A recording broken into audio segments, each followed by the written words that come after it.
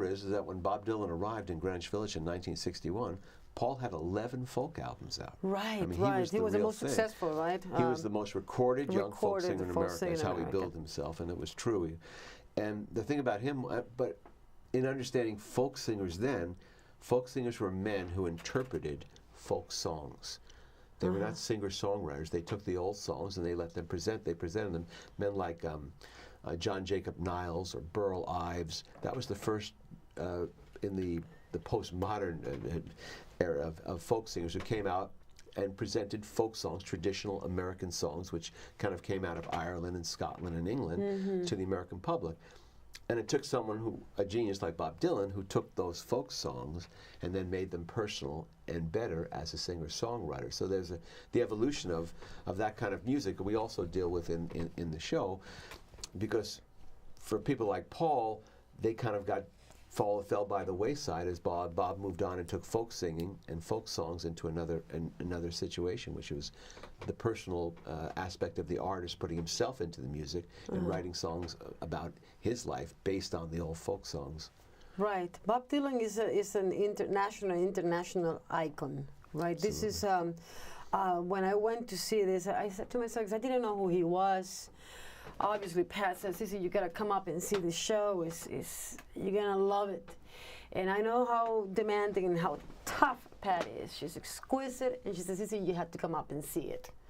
And as soon as I walked in, I sat down, got my Coke, said, "Okay, I'm gonna wait for this."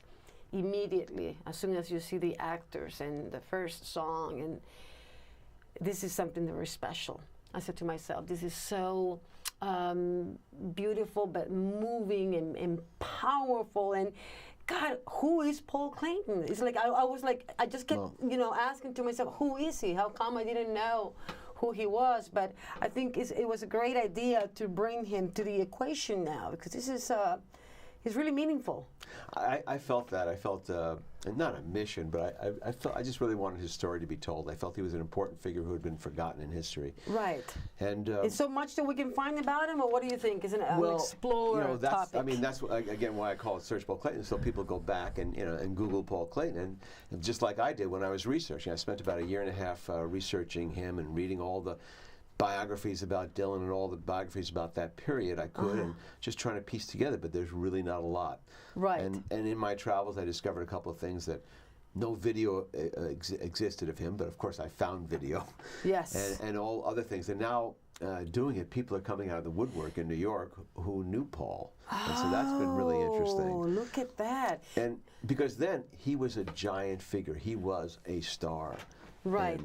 And when, in fact, when Bob Dylan, before he even came to New York, he, in his little living room in Minneapolis, Minnesota, he had what's called the St. Paul tape. He recorded some songs, and one of the songs he recorded was Paul's one-hit song called "Gotta Travel On," which people know it was a very big hit in 1959.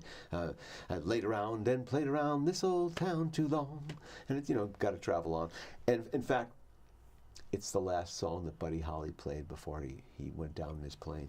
He closed his show in Cedar Lake, Iowa, with "Gotta Travel On." So I started discovering all these odd little facts about Paul and his music. But Bob had already recorded Paul's song, and after Woody Guthrie, Paul Clayton was someone he really, really admired and wanted to meet. And Paul, when he met Bob, Paul was a closeted gay man for a lot of his career, and then he outed himself before people even did that. But he clearly was infatuated with Bob. When you talk to everyone in that scene, and he just and so he became friends with Bob, and he introduced Bob to the whole folk scene. Paul had a girlfriend. He was bisexual. Named Carla Rotolo, who was the secretary of Alan Lomax, who was the major archivist of folk music. That's what we see in the show, right. And so that gave Bob the access to all the folk records he ever wanted. Yeah. And also Carla was the older sister of Susie Rotolo, who became Bob's girlfriend, his iconic girlfriend. You see her on the cover of the Freewheelin' Bob Dylan album. They're kind of braced against the wind, and it's a lovely shot. And she was a lovely girl and the love of his life, and he wrote many of his early songs about her. Right, but it's incredible. I mean, have you think about doing a documentary about this work? even the fact that you're doing a play, that you wrote this, that, you know, is taking place in New York, is exquisite, because it's like I said, Paul Clayton, Bob Dylan.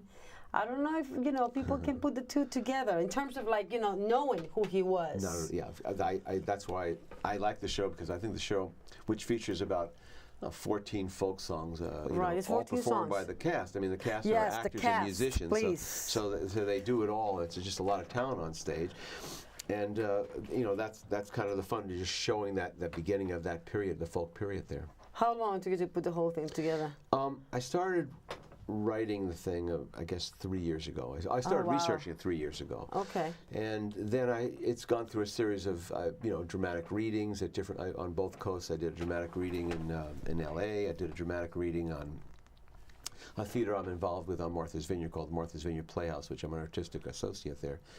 Right. So I did a musical reading there, one night thing, and started refining. And then last summer, 2014.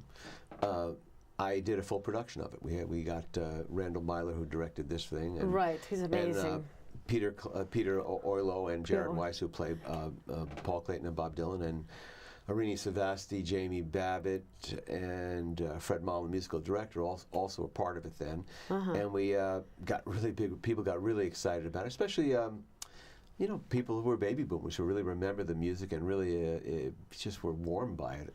I mean, I call it a rousing tragedy, because ultimately it's a very, very sad story. Right, right. But within that, there's the love of music, and it's something I really wanted to show, especially after seeing the movie Inside Llewellyn Davis, which for me personally, I am a fan of the Coen brothers, but this particular film did not spark for me, because it was very dreary, and there really wasn't that love of just people sitting around playing music together, trading things together, throwing things around, ideas, not worried about making money, just enjoying the love of music and songs.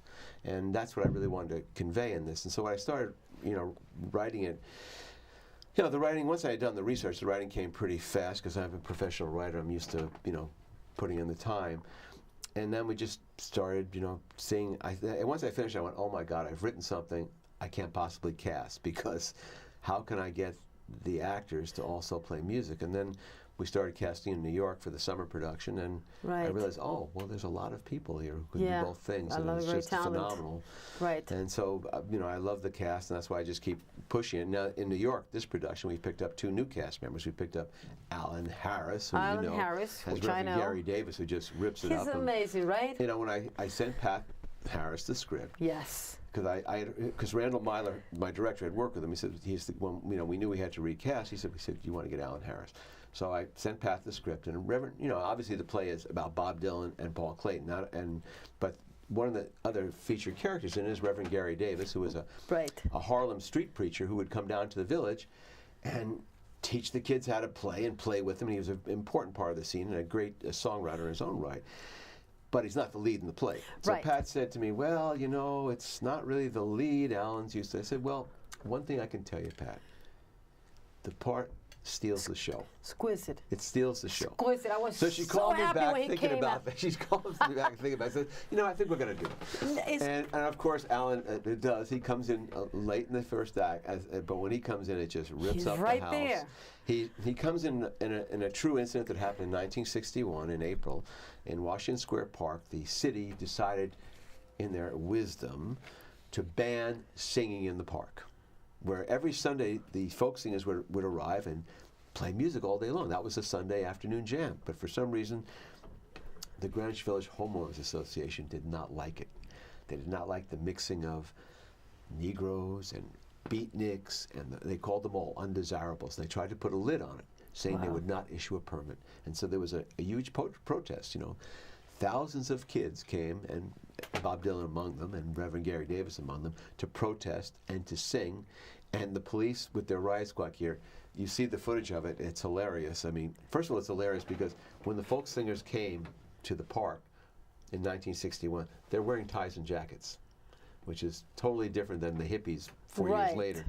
But they were people who wanted to be taken seriously, so they came there, and you got to play dressed the part. right, play the part. Right. And just like in our play, the police try to stop them, and they play, and then they sing the one song which sets the police off is the Star Spangled Banner, just like in the play. They sing the Star Spangled Banner. Such a great moment, by the way. And in fact, we have Reverend Gary Davis.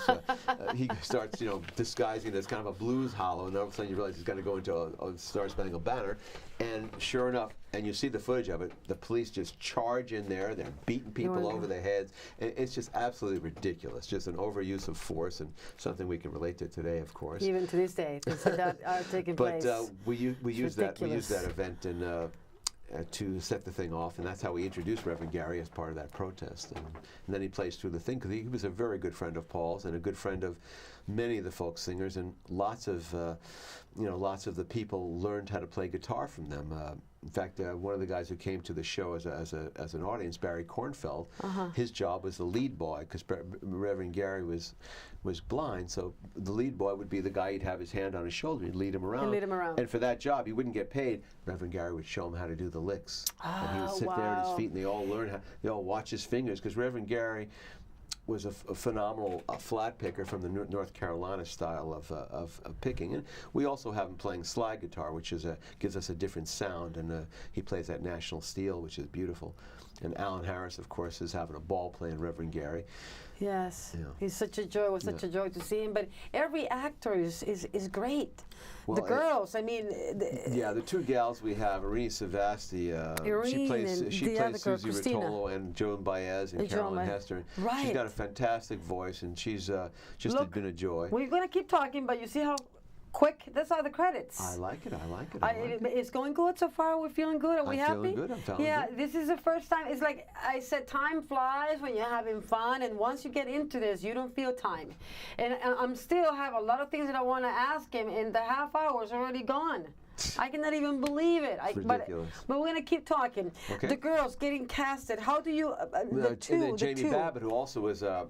She plays Carla Rotolo and does a lot of the singing. She plays Paul's mother, and also plays a woman from the Appalachian Mountains called Mary Bird McAllister. Okay. And Jamie was a jingle singer in New York who I knew, who hadn't really done a lot of acting, but I really loved her voice, and I wanted to get her started and stuff. So I was really happy to have her. But a lot of the music and the shaping of the music comes from my brother, who's a musical director, who's quite a well-known Nashville music producer who. You have so much to say that I didn't even know. You see, Larry, this is the problem that I'm having with you. And God bless your soul. God bless you. What's your sign? My Aries. I am an Aries. What's your birthday? March 27th. Okay, so I'm on the other side. April 19th. April 19th. Right, yeah. Like Marlon Brando was close to that birthday, no? Yes, I don't know. Yeah. Is that possible? Obviously, April 19th, a lot of things happened. It was the American Revolution. And it's a good day. And I think it was Marlon Brando's birthday. Close. I don't think it's Marlon Brando. No? Maybe close. Maybe close. 17, maybe. But you have so much, it's like there's so much knowledge about you. I knew it. I said, I'm going to sit down with this man, and because you're loaded, you have so much history, so many things that you know, names and stories and this, and then your brother. It doesn't end with you. It's incredible. Well, thank you, Sissy. It's, but the music. Well, I was going to say, one of the things I had to do was I had to pick the songs out. Right. For the How show. do you do? What was the obstacle of this work? I wanted to show some of the original stuff that Paul had sang with his family, so I kind of went back and researched a lot of those old Scottish folk songs and found the ones I really liked, and started collecting stuff. And then there were songs like the song that Alan plays in the second act called "Stones in My Pathway," which is a Robert Johnson song. Which I chose that song because there's a lyrical couplet in there. There's a bird that whistles, I got a bird that sings, which Bob Dylan took those lines and put them in another song. And I wanted to show the process of what Dylan did, and that song really exemplifies it. We have just guys sitting around after playing on a break from a Monopoly game, and Reverend Gary's playing Stones in My Pathway, and he sings that couplet, I've got a bird that whistles, I've got a bird that sings. And he says, take it, Bob, and then Bob takes the lyric and throws it into another song called Carina Carina. And you kind of just see how what Dylan did. He would take little snippets from one song, put them into another, and then start changing the other words. And the difference is that he started copywriting his songs because he had the manager. And he started making money. And when he started making money, all the people who had been playing in the park and playing for passing the hat for change, they started getting a little bit jealous. Right. And they're wondering, well, wait a second, I was Wait a here like minute, years I was before here Bob. before He just he got came, here. I right. showed him how to do this. He was getting me coffee. Right. Like, what's going on here? And so it started dividing the village. And then, of course, Paul had a song called "Who'll Buy You Ribs."